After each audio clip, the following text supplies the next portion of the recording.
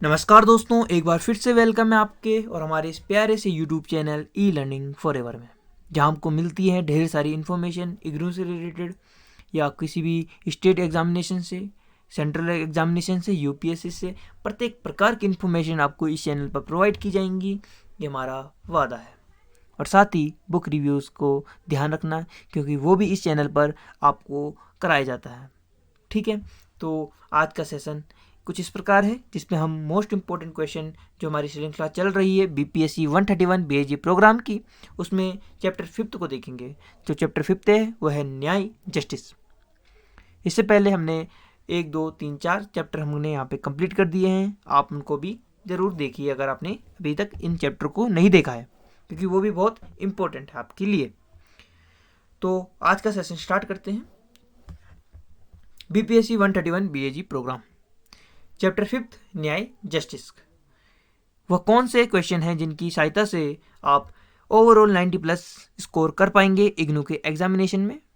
और उससे पहले आपको करना होगा हमारे चैनल को सब्सक्राइब, ठीक है। और आपने अगर चैनल को सब्सक्राइब कर दिया तो वीडियो को एंड तक जरूर देखें। तो चलिए देखते हैं कौन कौन से इंपॉर्टेंट क्वेश्चन है जिनकी सहायता से हम इग्नू में ओवरऑल 90+ कर सकते हैं स्कोर। प्रश्न क्रमांक 1 है, न्याय क्या है। तो इस क्वेश्चन में आपको बताना है कि न्याय क्या है, इसका संकल्पना क्या है। तो आप इसकी शुरुआत इस प्रकार से कर सकते हैं। न्याय एक ऐसी नियामक संकल्पना है जिसका प्रयोग अनेक स्रोतों जैसे धर्म, राजनीति शास्त्र, नीति शास्त्र, कानून इत्यादि में होता है। इसके शाखा विन्यास में सामाजिक, राजनीतिक एवं आर्थिक क्षेत्र में आते हैं, और इसमें आपको अरस्तु के विचार भी इंक्लूड करने हैं जी। और प्रश्न क्रमांक 2, न्याय की अवधारणा में भेदीकरण कैसे समाविष्ट होता है। तो इस क्वेश्चन में आपको भेदीकरण के बारे में बताना है कि न्याय की अवधारणा में भेदीकरण कैसे समाविष्ट होता है। तो इसमें आपको अरस्तु के विचार इंक्लूड करने हैं, और इसमें आपको विभेदीकरण के बारे में बताना है। प्रश्न क्रमांक 3, वितरणकारी न्याय से आप क्या समझते हैं। तो आप यहाँ पे इसकी शुरुआत इस प्रकार से कर सकते हैं कि यूनान के प्रसिद्ध राजनीति विद्वान अरस्तु ने न्याय संबंधी जिस सिद्धांत को जन्म दिया उसे वितरणकारी न्याय कहा जाता है। अर्थात जो वितरणकारी न्याय है उसके जन्मदाता कौन है, अरस्तु है। आप इसके बारे में लिखिए। और फिर प्रश्न क्रमांक 4, सामाजिक न्याय क्या है। आपको यहाँ पे लिखना है कि सामाजिक न्याय क्या है। सामाजिक न्याय में कौन कौन सी चीज़ें होती है, जैसे रंग है, भेद है, जो रंग भेद है आपका, और आपके जो लिंग हैं, जाति है, क्षेत्र है, वर्ण है, ये सभी चीज़ें हमारी सामाजिक न्याय में आती हैं। प्रश्न क्रमांक 5, जॉन रोल्स के न्याय के सिद्धांत की चर्चा कीजिए। इस क्वेश्चन के लिए आपको पहले जॉन रोल्स का न्याय का सिद्धांत देखना होगा, उसको पढ़ना होगा, फिर आप जाके इसका आंसर लिखने का प्रयास कीजिए। प्रश्न क्रमांक 6, न्याय को परिभाषित कीजिए। तो जितने हमने पहले क्वेश्चन सॉल्व किए उसको उसी के अकॉर्डिंग इसका आंसर बनेगा। न्याय को परिभाषित कीजिए। आपको इसमें न्याय की परिभाषा देनी है, लेकिन आपको इसमें तमाम जो हमारे राजनीतिकार हैं, विद्वान हैं, उनके भी विचार इसमें इंक्लूड करने हैं। जैसे आपके जो जे.एस. मिल हैं, बेन पीटर हैं, सेबाइन हैं, सालमंड हैं, और अनेक विद्वान भी हैं, उनके भी विचार आपको इसमें इंक्लूड करने हैं। और आप इसमें इसकी शुरुआत इस प्रकार से कर सकते हैं।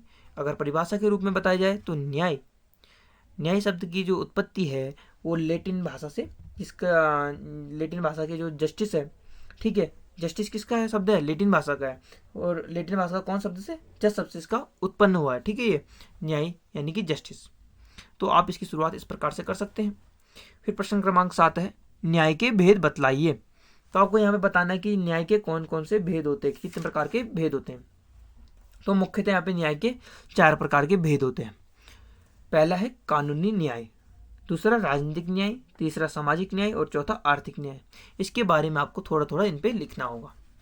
फिर जो हमारा यहाँ पे प्रश्न क्रमांक 8 है वो है, न्याय पर मार्क्सवादी विचारों की जांच करें। तो मार्क्सवादी विचार किसके हैं, कार्ल मार्क्स के हैं, और इनके विचारों की जांच एक प्रसिद्ध विद्वान ने की है जिनका नाम है लास्की। लास्की ने बताया है कि कार्ल मार्क्स ने कि इन्होंने कुल मिला के कार्ल मार्क्स के हृदय को टटोला है, और फिर जो मार्क्सवादी विचार उनके हृदय से निकले थे वो उन्होंने उनकी जांच की है। प्रश्न क्रमांक 9, न्याय की उदारवादी अवधारणा पर प्रकाश डालिए। कौन कौन सी वो अवधारणा है जो उदारवादी है, ठीक है, उस पर हमको प्रकाश डालना है। प्रश्न क्रमांक 10, अरस्तु के न्याय दर्शन का विस्तृत वर्णन कीजिए। तो जो अरस्तु का जो न्याय शास्त्र था, न्याय दर्शन था, उसका आपको विस्तृत वर्णन करना है, ठीक है। और प्रश्न क्रमांक 11, प्लेटो ने न्याय के संबंध में क्या कहा है। जो प्लेटो ने न्याय के संबंध में क्या कहा है, ठीक है, आपको बताना है कि उन्होंने न्याय के संबंध में क्या कहा है।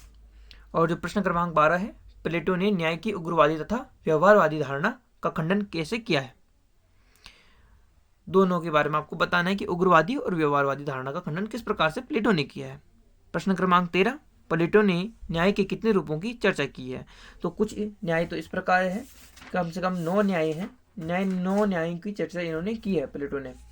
वो जो इस प्रकार है, उनके नाम मैं आपको बताता हूँ अभी। तो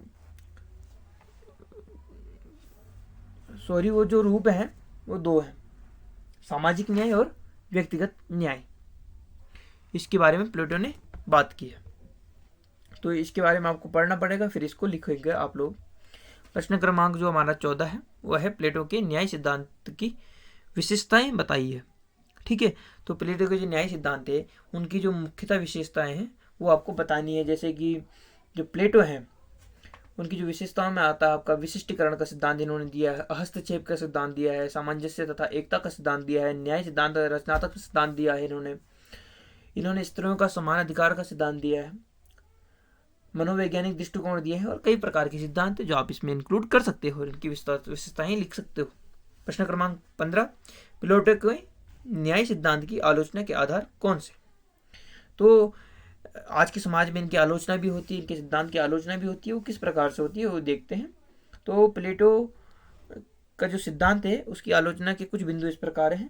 प्लेटो का न्याय केवल नैतिक है, कानूनी नहीं, पहला बिंदु। दूसरा बिंदु, कर्तव्यों पर अत्यधिक जोर दिया जाता है इसमें।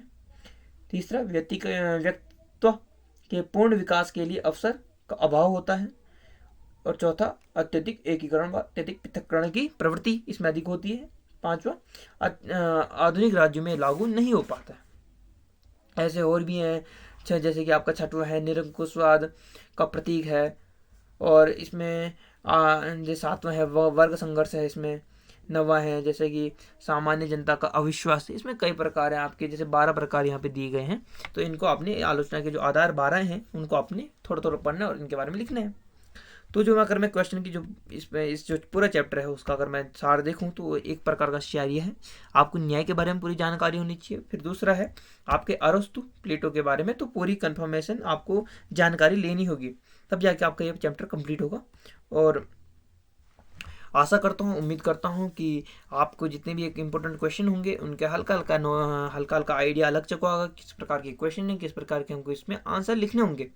तो मिलते हैं आपकी और किसी नेक्स्ट वीडियो में। फिलहाल के लिए इतना आपके लिए काफ़ी है, इसको आप प्रिपेयर कीजिए। साथ ही पिछली वीडियोस भी देखना ना भूलें अगर आपने नहीं देखी अभी तक, और देखी है तो प्लीज़ आप सभी का धन्यवाद।